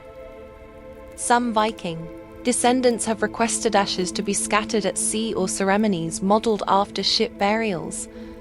No slaves, thankfully, but still honoring that deep connection between the vessel and the soul.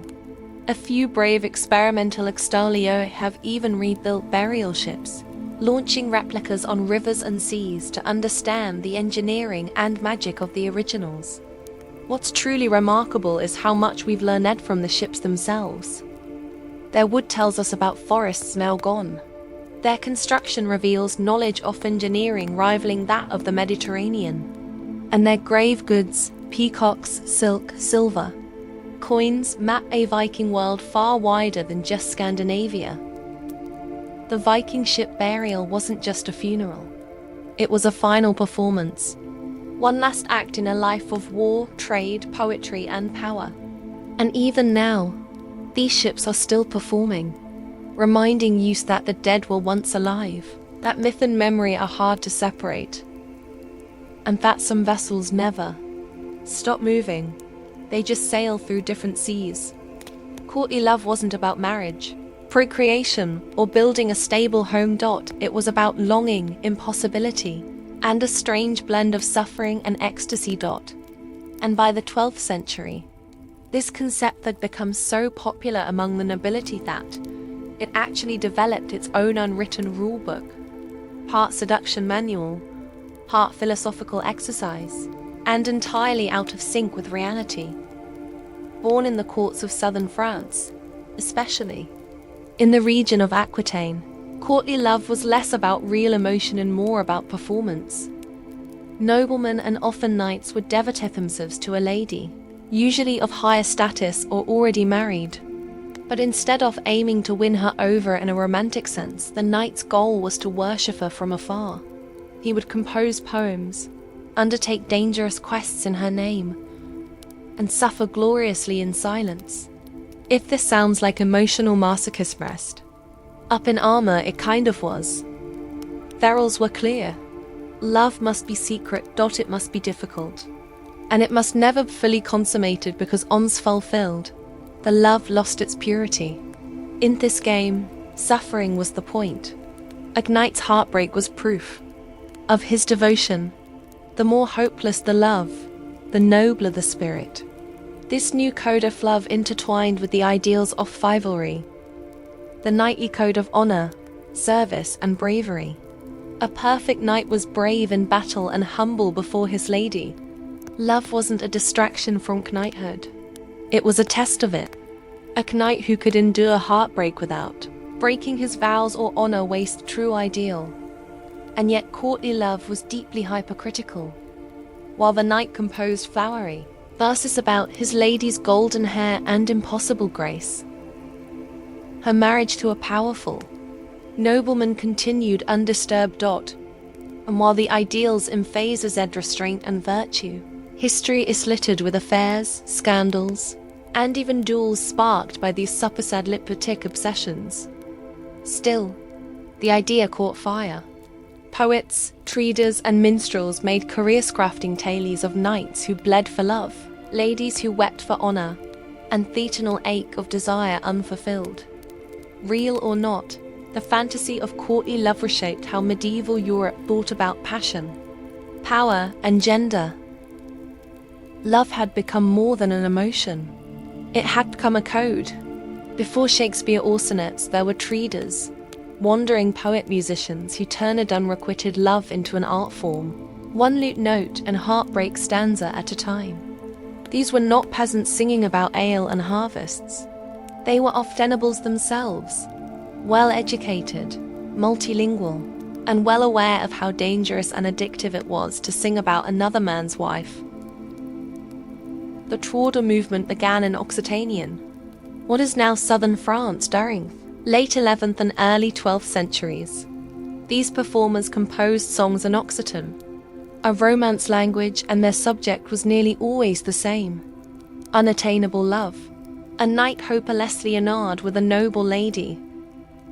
A lady trapped in marriage but worshipped from afar. It was all beautifully orchestrated misery. Troubadour songs weren't performed in smoky taverns, viewed in the great halls of castles. The audience, lords and ladies who saw their own secret desires mirrored in Thebes's. A good troubadour could make Atticus blush with a single metaphor. A great one could start a scandal that lasted for generations. These poets developed a refined vocabulary of longing, fine armor, or refined love. It wasn't about lust, but about admiration, humility, and internal agony. Love in their view was supposed to hurt. The lady was always placed on a pedestal near divine and untouchable. The man, often a knight or poet, would express his worth through service, suffering, and soul-bearing lyricism. Some of the most famous traders were actual historical figures. Gar-Ruddle, who claimed to have fallen in love with a woman he'd never met.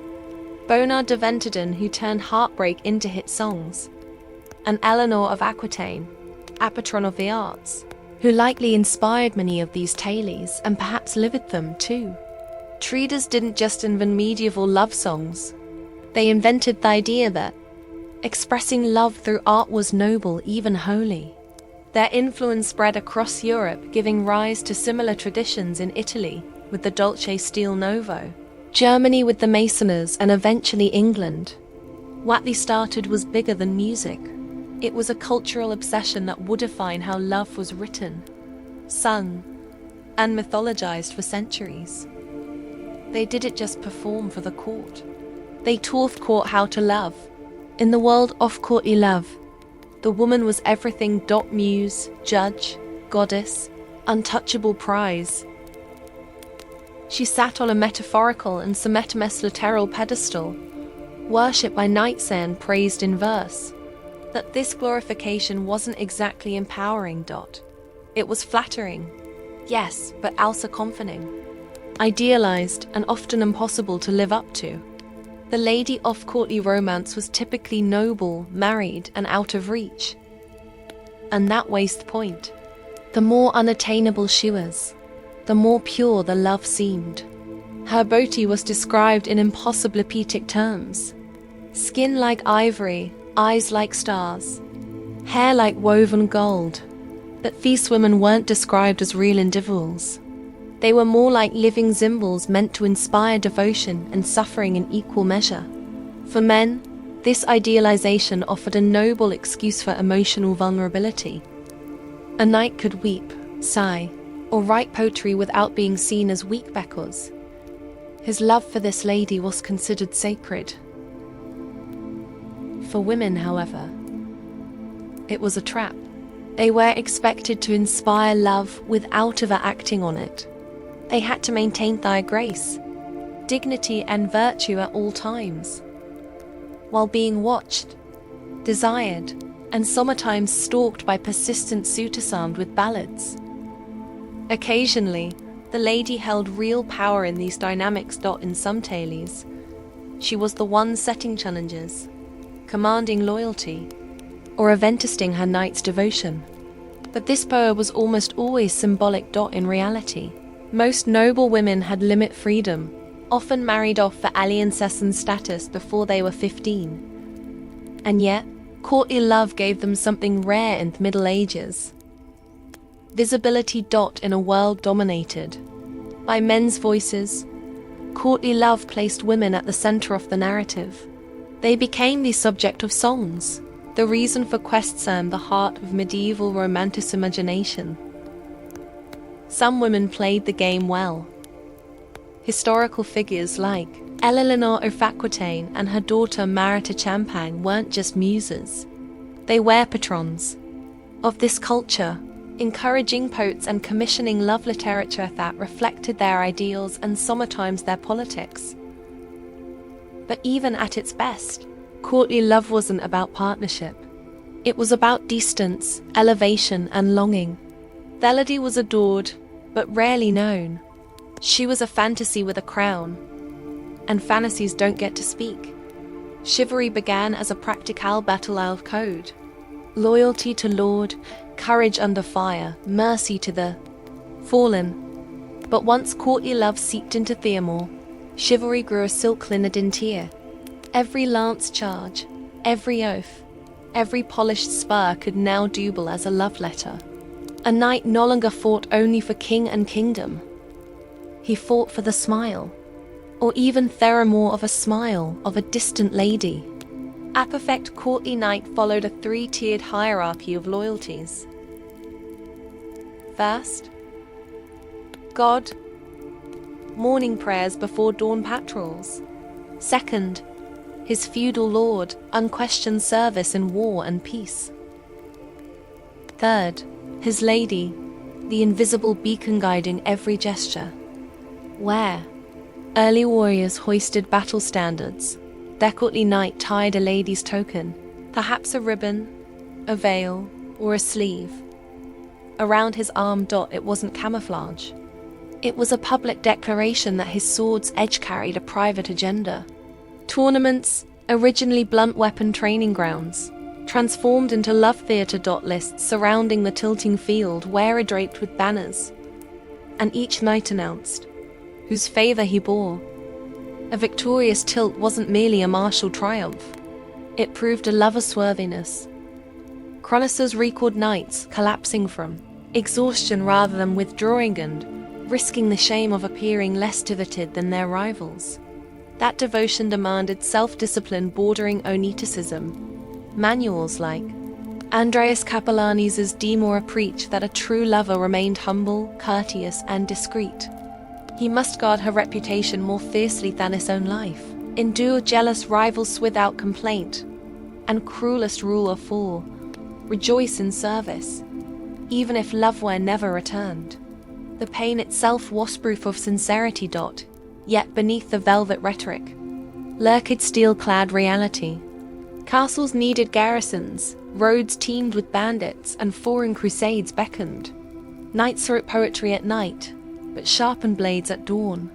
The same hand that tenderly penned a rondo could sever a helm in battle hours. Later, medieval commenters noticed the contradiction, but that paradox was the point. They created the contrast between brutality and tenderness, the nobler the knight. Of course, real hearts complicated the code. Secret trysts happened, scandals erupted, reputations shattered, but the ideal remained tantalizing. A harmony where courage met courtesy, where a warrior's strength bowed to Aladdin's grace. For a medieval audience, drowning in wars and arranged marriages, that ideal was intoxicating. Thus, chivalry, armored in iron, yet perfumed with longing, became the operating system of aristocraticrants. Fight hard, love harder, preferably from a respectful poetic distance. Every code invites a breach. And courtly love, so obsessed with secrecy and yearning, practically begged for real-world transgression. Beneath the airy verses and tournament paeantry, simmered flesh and blood temptation. When fantasy stepped off the parchment, it ignited some of the Middle Age's juiciest scandals. Take Peter Abelard and Heloise. Abelard was Europe's rock star philosopher. Heloise, his brilliant teenage student. Their relationship began like a textbook courtly romance, secret lessons turning into poetry and stolen glances until it became very real, very physical and very public. The fallout was brutal. A furious uncle, a clandestine child, a forced marriage, Abelard's, infamous castration, and both lovers ending their days in separate monasteries, composing letters that dripped equal parts theology and heartbreak. Courtly ideals promised ennobling devotion. Reality delivered mutilation, lifelong penance. High politics weren't immune either. Eleanor of Aquitaine, doyenne of troubadour culture, was whispered to having entertained flirtations of plenty, most notoriously with her uncle Raymond of Foyer during the Second Crusade. Whether true or not, the rumors helped poison her marriage to Louis VII, and reshaped the map of Europe when she married Henry Plantagenet. Love songs scowled topple thrones. Even royal daughters weren't safe. The Tour de Nile affair of 1314 saw 3 French princes accused thanks to a servant's gossip of adulterous rendezvous in a Parisian tower. 2 marriages were annulled. Alleged lovers were flayed and hanged. The disgraced women spent years in convent prisons. Catholic rhetoric praised veil virtue. The justice system had iron, chains waiting when virtue cracked. Then there were the quieter tragedies. Nameless ladies banished to remote castles for exchanging letters. Knights forced onto crusade as penance for suspicion of diets. Abbots preaching sermons that compared a wandering harto a rusted sword. The church never outlawed courtly love outright, but ecclesiastical courts issued plenty of fines for inordinate humility. Proof that passion, however poetically packaged, still breached canonical law. What these episodes reveal is the tension at the core of chivalry romance. A celebration of illicit desire coupled with a rigid social order determined to punish it. Same society that applauded at knight's size expected him to stop short of consummation. When vows slipped, reputations burned, sometimes literally. Thus the dream of refined devotion collided with the hard stone of medieval power. Courtly love could inspire poetry. Yes, it could also wreck lives. And every scandal only sharpened the of the next whispered liaison. Because nothing fuels a romance like that premise of ruin. If treatise composite the soundtrack of courtly love, medieval authors provided the big-budget sonatic universe. Beginning in the late 12th century, writers like Cretanda took the raw material of longing, secrecy, and nightly angst, and forge the first blockbuster romances. Prose and verse narratives where love was not a subplot, but the engine of destiny. Enter King Arthur's Court, a fictional laboratory for every chivalric dilemma. In Lancelot, the Knight of the Cart, Cretan unveiled the ultimate courtly triangle, the flawless Queen Guinevere, her duty-bound husband Arthur, and the peerless but fatally smitten Sir Lancelot. Lancelot performs impossible feats, crosses a sword-blade bridge, defeats entire armies. Yet his greatest trial is emotional, loving a woman he can never openly claim. Gretchen packed the Tower with all the rules of fine armor, secret meetings, symbolic tokens, and the ever-present threat of ruin. Readers went wild. Knight suddenly wanted to be Lancelot, except for the lifelong adultery headache. Arthurian romance spread like wildfire across Europe. In Germany, Wolfram Batcheva's Arrival, where the hero's spiritual maturation is inseparable from his respect for chaste love. In England, later poets stitched together sprawling cycles, the Vulgate cycle, the Post-Vulgate, and ultimately Sir Thomas Malory's 15th century Lamont d'Arthur, which sealed Arthurian tragedy into Western canon. Love as glory, love as downfall. Not all literary romance wore plate armor. Around 1230, Guillaume Delors began The Romance of the Rose, an allegorical dreamscape where the beloved rose is locked inside a walled garden and every courtly virtue, humility, courtesy, pity takes human form. 4 decades later, Jimoun continued it, adding biting satire that mocked clerics, nobles, and the very love co-readers adored. The poem became the Middle Ages Mostown bestseller, copied in hundreds of manuscripts and debated in university halls. Was it moral handbook or body parody? Yes, these texts did more than entertain. They standardized the language of yearning, metaphors, love as service, the beloved as shining light, jealousy as a dungeon, became clichés presses célibes bards and lovers alike, borrowed them wholesale. Even real courts used romances as etiquette manuals. How to bow, speak, flatter, despair correctly. Literary romance thus performed a sly double act. It celebrated the ideals troubadours praised, bravery for love's sake, while simultaneously exposing their contradictions. Fiction made courtly love feel grander than life and truer than truth, ensuring that generations who never met at troubadour still learned how to ache with impeccable style. Courtly love's perfume didn't reach even unnoticed. As troubadour refrains floated over castle walls, bishops smelled sulphur. How could a culture that exalted adultery, emotional idolatry, and carefully managed lust coexist with Christian teaching on fidelity and humility? Spoiler, it couldn't, at least not without a holy tugofwa. Preachers struck first. By the early 13th century, sermon collections like Jacques de Vitry's exemplar warned congregations of knights who rode to tournaments for a lady's ribbon and returned with a ticket to damnation. The Dominican, Stephen of Bourbon, labeled troubadours peddlers of vanity whose songs corroded both chastity and social order. Moralists coined the term amour durel disordered, love to separate proper marital affection from the poetic fever-sweeping court halls. Ecclesiastical courts followed with fines and penances.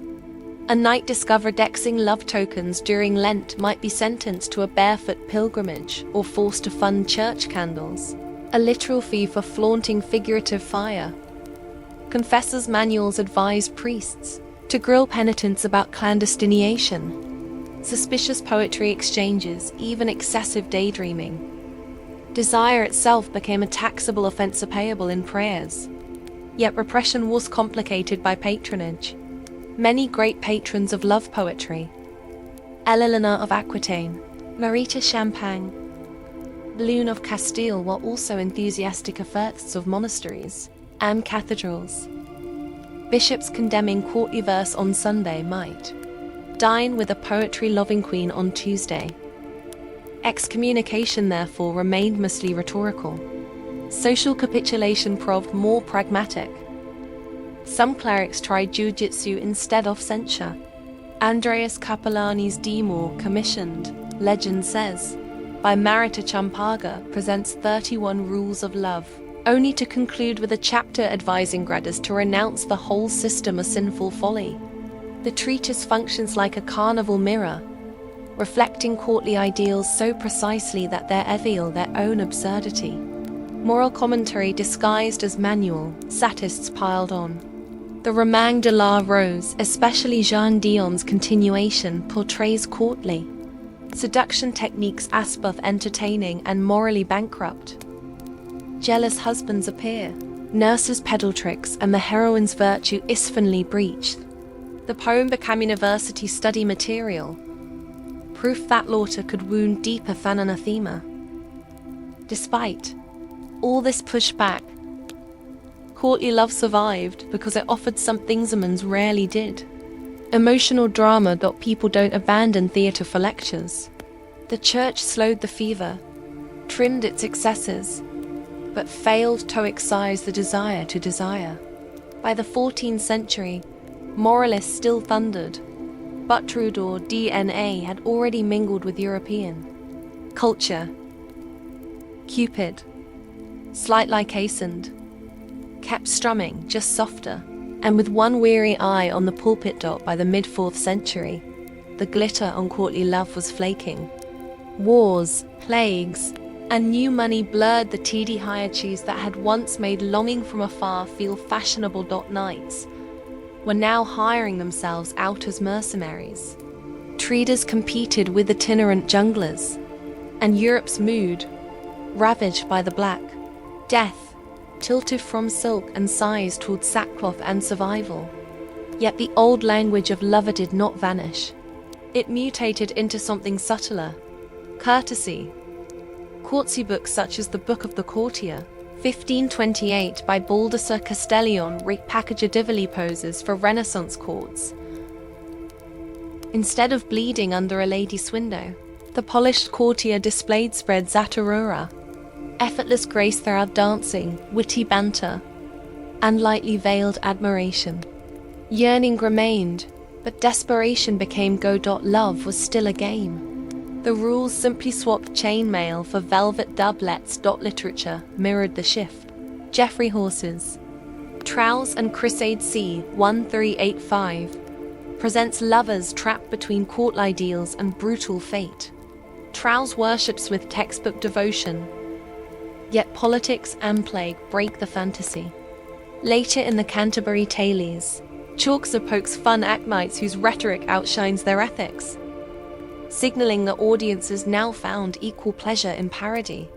Printing presses amplified change. Where hand-copied romances had circulated among elites, cheap chapbooks spread love templates to merchants and artisans. Ballads about the nut-brown maid, or Cyrilinga condensed centuries of Catholic angst into compact humor-long tragedies. Love talk became mass culture, less refined, more democratic, and increasingly colored by earthy humor. Meanwhile, real politics complicated flirtation. In France and Burgundy, courts of love, mock tribunals where ladies judged amorous disputes, gradually faded as central monarchies grew wary of aristocrats using romantic pageantries to forge cliques. Kings preferred loyalty oaths over love oaths. Yet, the Stigajaj dured.